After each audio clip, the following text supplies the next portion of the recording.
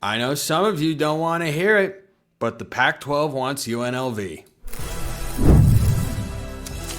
You are Locked On College Football with Spencer McLaughlin, your daily podcast on all things college football. Part of the Locked On Podcast Network, your team every day. Welcome, everybody, to another episode of Locked On College Football. I'm your host, Spencer McLaughlin. Thank you so much for making this your first listen or your first view every day. Part of the Locked On Podcast Network, your team every day and your daily source to stay up to date with the biggest stories in this, the greatest sport on planet Earth. Penn State just made another impact move as they go after a national championship. And today, not tomorrow, today, we'll talk about Indiana's newest addition in the portal, all on today's show, which is brought to you by our friends over at Game Time. Download the Game Time app, create an account, use code LOCKEDONCollege for $20 off your first purchase. So, John Canzano reported just the other day that the interest in UNLV from the Pac-12 side is very real. Whether or not UNLV's desire is reciprocal or requited, if you want to view it as a love situation, I don't know why you would. Maybe you do. But anyway, that's a different question. One that shall be explored more on tomorrow's show, for sure. But for the Pac-12, according to what Canzano reported, the presidents and everybody that's already in the New World Pac-12 looks at UNLV and says, that'd be the top option. And I know plenty of you don't want UNLV to leave, stay in the Mountain West. They're getting financial incentives from that particular conference. I get it. But this particular speculative angle for the Pac-12's next realignment move, it doesn't go away for a reason, because it all comes down to the messy, no good, ugly, pretty bad legal situation. Maybe not pretty bad, but it's sticky. Let's call it sticky. It's a sticky situation for these two conferences to be at odds with one another. And don't forget, the Pac-12 is suing the Mountain West. Mountain West is countersuing the Pac-12. Then the schools that are leaving the Mountain West are also suing the Mountain West and trying to essentially get down all of the exit and poaching fees. That's at the crux of their argument. And the Mountain West, of course, wants to have all that money so they could pay schools like UNLV and Air Force extra sums of cash to keep them around. Because if you're the Mountain West, Gloria Navarro is the commissioner, looking ahead at what your conference is going to be until 2030, who are your flagship programs? You have lost Boise State, you have lost Fresno State, you have lost San Diego State, Colorado State, Utah State. They're all good. Who are your flagship athletic programs? The answer is UNLV. It's right there with Air Force, especially in the football sense. But UNLV, a growing hub, there's a lot of excitement around Las Vegas with good reason. I live not that far from Las Vegas. It's great. I'm a big fan. I get why people want to be there, why you have championship events there, why people are interested in tapping into the Las Vegas television market. All of those things make perfect sense to me. And the geography, according to what Canzano reported, is the primary reason why the presidents look around and go, yeah, we'd like to get UNLV. And it's why, even though I know many of you out there feel differently, Texas State is the easiest addition that can happen. I don't know that those two schools would get paired together. And I've argued, and go back listening to my shows for a while, that it does make the most sense for the Pac-12 to add two schools. I get why they would only add one. And if they do only add one, I think they want it to be UNLV. But if they were to go after a second member, reportedly, there is interest amongst the New World Pac-12 presidents that, hey, having a presence in Texas, going and playing games there could be really good. Does Texas State, bring a great football program to the league? Not necessarily, but you would have said the same thing about UNLV literally less than 5 years ago.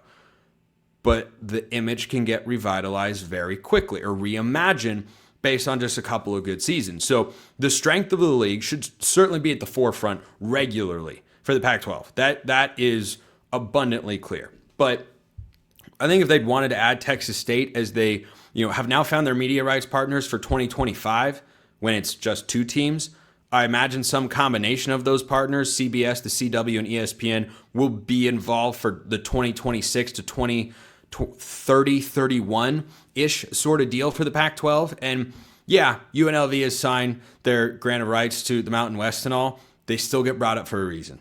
The Pac-12 is going to explore every possible angle to get them into the fold. And this is just the latest report confirming that particular point.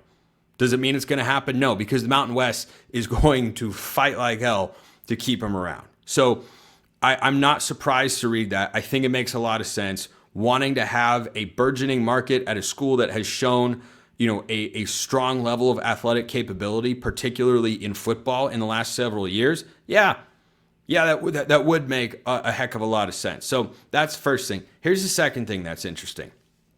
The indication is that Air Force could also potentially be on the move depending on what happens here with the Mountain West. And if both of those schools were to leave, the Mountain West is in serious trouble. They have, added some new schools. UC Davis is coming along. They're going to bring in GCU as a non-football member. Like, there are moves that Gloria Navarro has made to keep the conference going and to keep the teams. And it can still be a solid, respectable, worthwhile league. Won't be anywhere close to what it was, of course, but unfortunately, that's the crazy realignment world that we've created. Well, I say we. I wasn't there making the decision. I didn't tell people to do this stuff.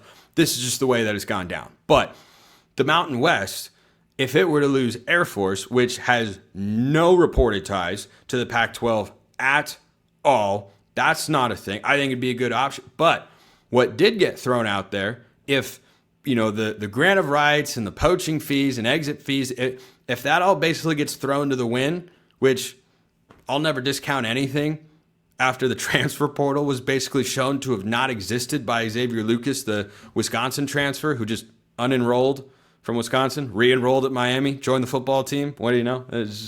Anyway, I know that's a more simplistic situation. I'm just throwing it out there as an example of just because you think of an institution really being there, might not be. We'll see how that goes. They're fighting it out in court, and they've got mediators and lawyers. They're getting a bunch of billable hours and all that sort of stuff. But the report that I saw indicated that Air Force could go to the American. Now that would be a rough move for the Mountain West. If you lost UNLV and Air Force, oof.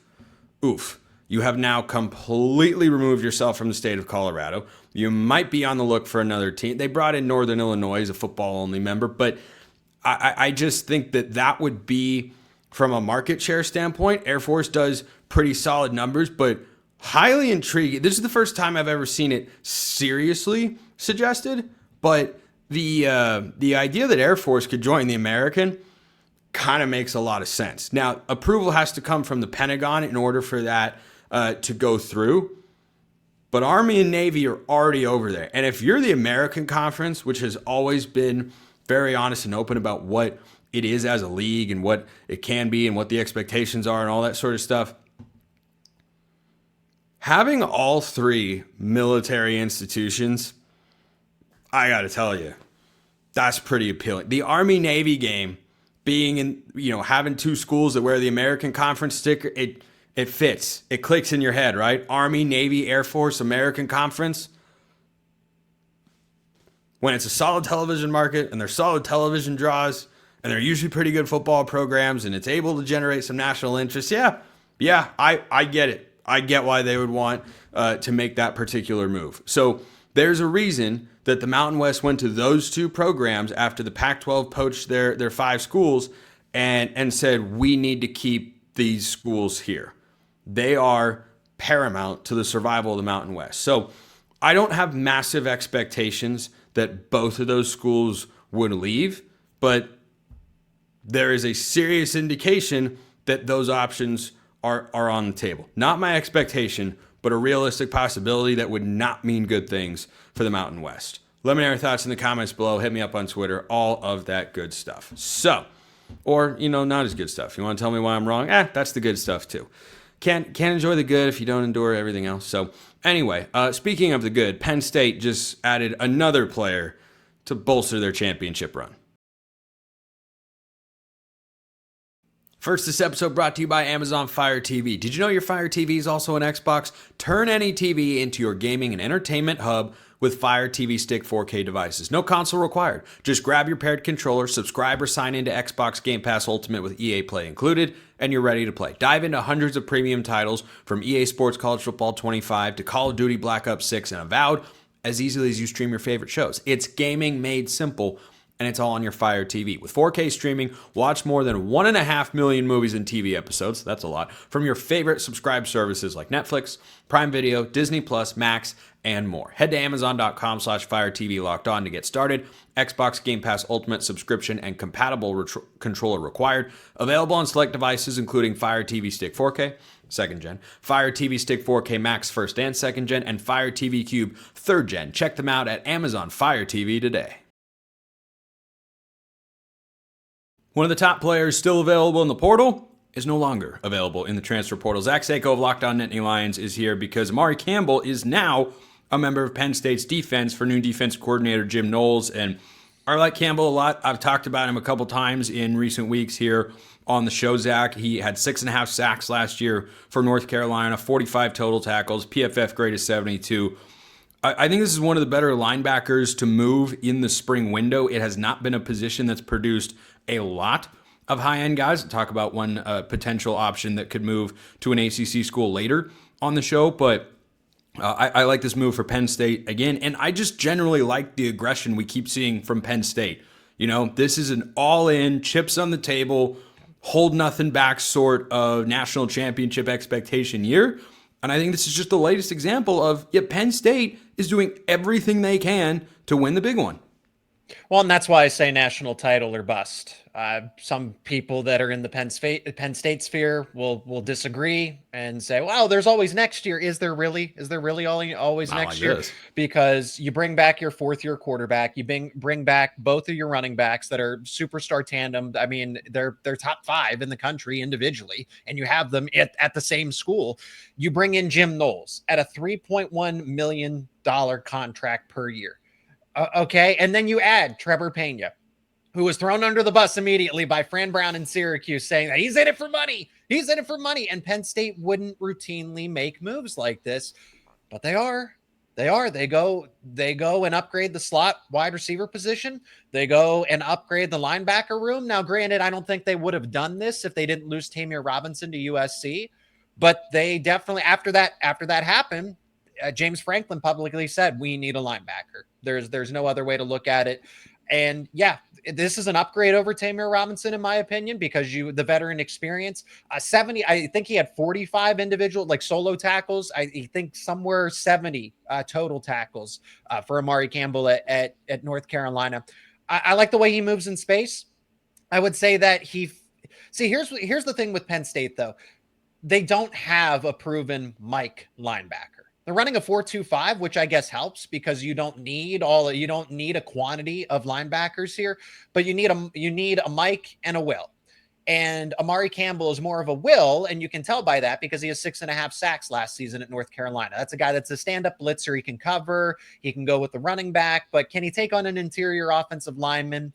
Routinely, not all the time. So where he ultimately factors in, I'm intrigued to see how this, but he's going to be a rotational player that very well it might be Tony Rojas and Amare Campbell as your 2 starting linebackers, but he fits into a specific role and not exactly what Penn State needs at linebacker, which is a Mike, but you get a quality playmaker above all else. What does it say about Penn State's defense that you add a guy like this who was one of the highest rated players in the portal when he exited, and had there been a greater number of players in the portal when he was there, sure, he wouldn't have been quite as highly ranked, but he certainly still would have been one of the top linebackers. What do you think it says about Penn State's defense that they go out and get one of, if not the best guy available at his position group in the portal right now, and you're kind of going, he could start, yeah, maybe, but might be more likely to be a depth piece. He'll play. So I don't really look at it as, well, he's on the bench. It's how many snaps are you playing? So he might not be the designated starter, but it's like a 6-man in basketball. If you're playing some of the most snaps in a football game, what does it matter if you're out there for the first couple of drives? I like it when I look at who Penn State's playing. Amare Campbell kind of fits more so of what they need to defend against. They're not facing all of these run heavy types of teams. They don't face Illinois. They don't face Michigan. They face teams like Ohio State, Oregon, teams that are going to be more spread, balanced, but definitely you need a player more like Amare Campbell to help you as a linebacker to be able to cover and not be a liability in run defense. Like I said, he's good. He's a playmaker. He's proven that. The veteran experience as well. There's certainly going to be a learning curve because he's coming in and he hasn't, he didn't go through winter workouts, build chemistry, spring camp. That stinks when Jim Knowles is installing this, his version of the defense with Penn State.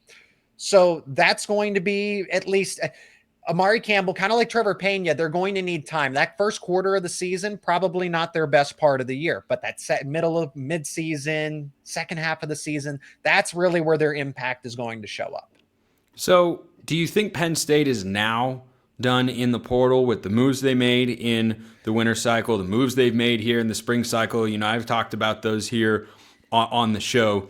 Do you think that's it? Because as a reminder for everybody that I think is easy to forget, you can only enter the portal during certain windows. There are rules about that. You can come out of the portal in July if you want to. No one's going to, of course. But, once you've missed spring football, you've missed spring football. So theoretically, for the next few weeks until, the high school recruiting ranks and visits and whatnot really start to pick up, you can see a couple players come out. I think there are a couple of solid players still available in the portal. Campbell was certainly one that I had my eye on here. But do you think this is it for Penn State adding players? Yeah, I think so. I think so, because when I look at could they add, in theory, a Mohamed Toure, who's still there? There was the rumor floating around that Penn State's looking to add 2 linebackers, which, of course, I'm not against. The more the merrier. He's a veteran football player. He's played Big Ten football. The red flag with him is that he's had 2 ACL surgeries. So it's so we'll see where Toure ultimately ends up, but he's a good football player. You at least get Amare Campbell. Why I say they're finished is because I don't think there's anybody in the portal that's better than what they have. Defensive tackle is a need. I've come on your show and said that, hey, after Zane Durant and Alonzo Ford, there's a lot of, unproven players. They have the depth, but they don't necessarily have another immediate impact starter. Okay, Xavier Gilliam, I'm going to mention him because James Franklin shouted him out at spring camp. But until he shows it right, he's still unproven. There still wasn't anybody in the transfer portal at defensive tackle that was better than what Penn State had. So what does that kind of tell you? Yeah, sure, the optimistic outlook is that the defensive tackle room is just going to get better over time, that eventually a few of these young players will emerge and get better as the season goes on. You just need to get them reps. So if you can get them reps, I'm not saying you tank the fourth quarter just to get your defensive tackle depth in there, but if you can, you have to do it. You have to prepare those guys, because I liken it to the offensive line for Penn State a season ago. We saw the best version of Penn State's offensive line as the season went on. Middle of the road, they were average, they were okay, and then they hit their stride in the Big Ten championship against SMU, against Boise State, and had a great game against Notre Dame as well when it mattered most. So defensive tackle might be a weakness early on. Maybe it at least turns into a net neutral as the season progresses. Do you think this Penn State defense is better than last year? It depends how quickly they adapt to Jim Knowles' system. Tom Allen still coached. They were top 10 in terms of overall yardage. So it's not like the bar is there. The bar is fairly high. This is about top 15, top 10. Jim Knowles can take this. So he's inheriting. Now he doesn't get Abdul Carter, but he's still inheriting a group that's been around the top 10 from Manny Diaz to one season with Tom Allen to now what he's bringing in. To any of the Ohio State fans that say, well, Zach's got to be patient, it takes 2 to 3 years. Jim Knowles inherited barely a top 50 defense when he came into Ohio State. He's getting a top 10 group for Penn State, and it's in a system that was already in the 4-2-5. It just adds Knowles' wrinkles to it. It just adds the subtle schematics and everything like that. But they've been running the 4-2-5 now for the past couple of years. This is what James Franklin has always wanted, because he thinks it's best suited for the Big Ten. And it is. When you have to play USC one week, Oregon another week. I'm not saying specifically for this season, but you have a lot more spread offenses that you have to take account in for, while at the same time preparing for Illinois and Michigan. How you offset all of that and at least remain balanced, you run a 4-2-5. Passing in the Big Ten. Optional to some, but not to all. Just optional to the ones that don't want to, go to a conference championship game. But hey, I respect Iowa. Good program. Great fan base. Tough place to play. The forward pass, it turns out, matters a heck of a lot. So does having great segments like that one with Zach Seyko, Locked On Nittany Lions. Great, as always. You mentioned Mohamed Toure. It's funny you did, because I've got thoughts on him coming on today's show. And Indiana gave an old familiar face to their new quarterback.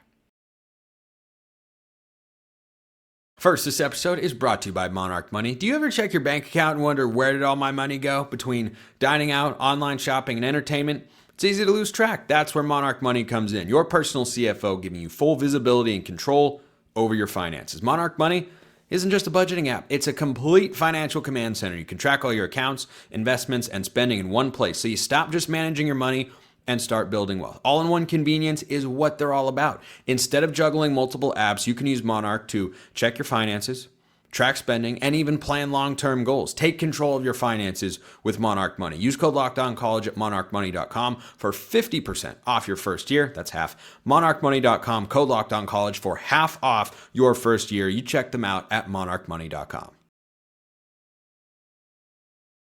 So Indiana, ever the transfer portal savants that they are under Curt Cignetti, have gone out and made another move. Why?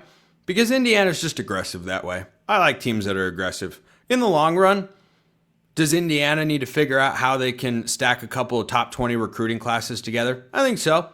In the short term, hard to argue with the results in year one. You know who else went 11-1 with a big transfer portal class? USC 2022. And it worked great. New coach, new quarterback, everything was awesome. Faltered at the end of the year. You got to recruit this sort of stuff. You got to ship. But again, I think Indiana is a good team this year. I don't think they're nearly as good as they were a season ago. I don't think Fernando Mendoza is as good as Curtis Rourke, and last year had a much more favorable schedule as well.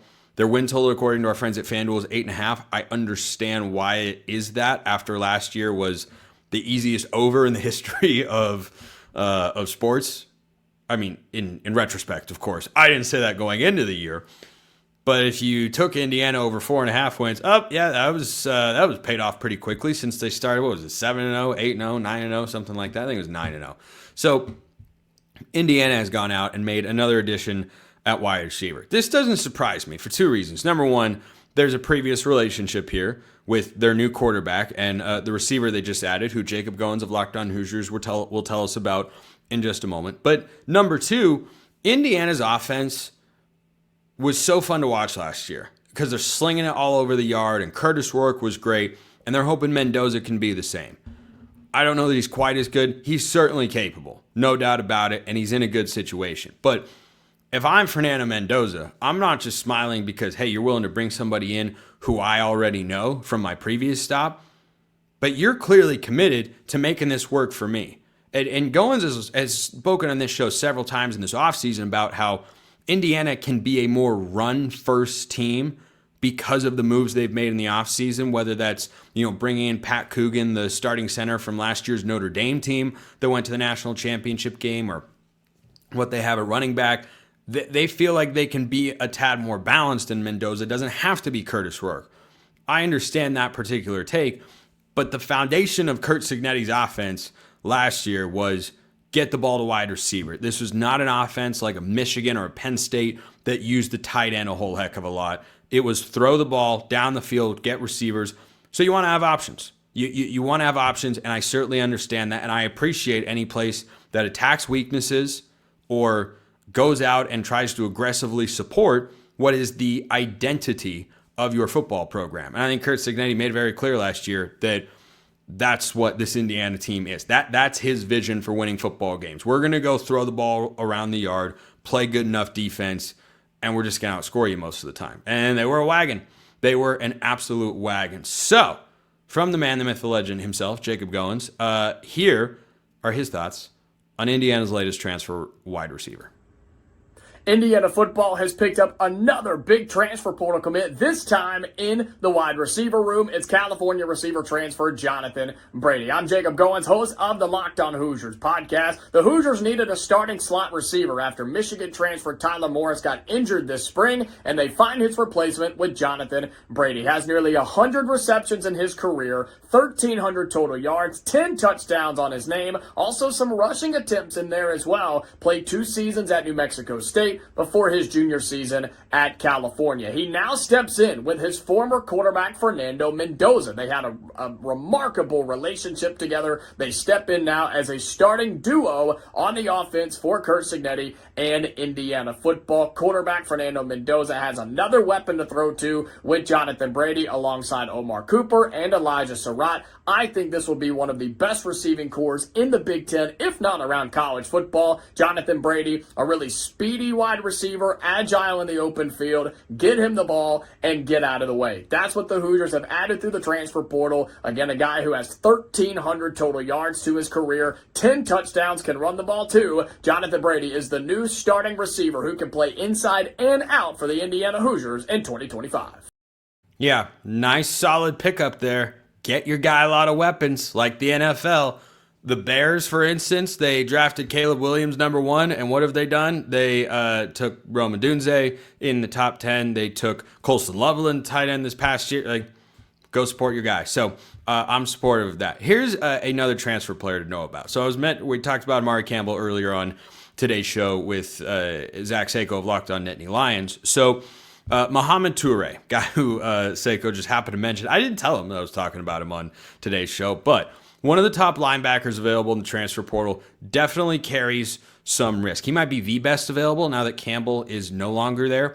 So he has already visited Indiana, Miami, and Penn State, reportedly has another ACC visit schedule. And the reason I bring this up is not a coincidence because of what I talked about in the second segment of today's show.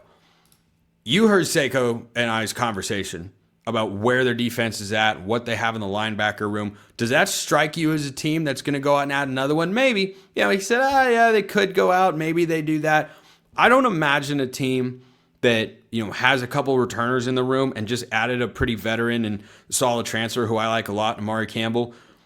I think Mohamed Toure is going to wind up at either Miami or Indiana. And that'd be notable. Whenever he comes out of the portal, I bet you I'll do a segment right here on this very program discussing the impact there. But this does carry a little bit of risk. If I'm Penn State, I'm happy that we wound up with Campbell more so than Toure. So he first joined Rutgers in 2019. So he is old, he's experienced, he has been an impact guy before, but he missed the 2022 and 2024 campaigns because of ACL tears. That is not ideal. And by the way, the mystery ACC visit, I have not been able to figure out who exactly that is. I'm sure we'll find out in a couple of days. But I wouldn't be surprised if he winds up at Miami. This is the sort of guy that I think the Hurricanes need to have, where last year it felt like they were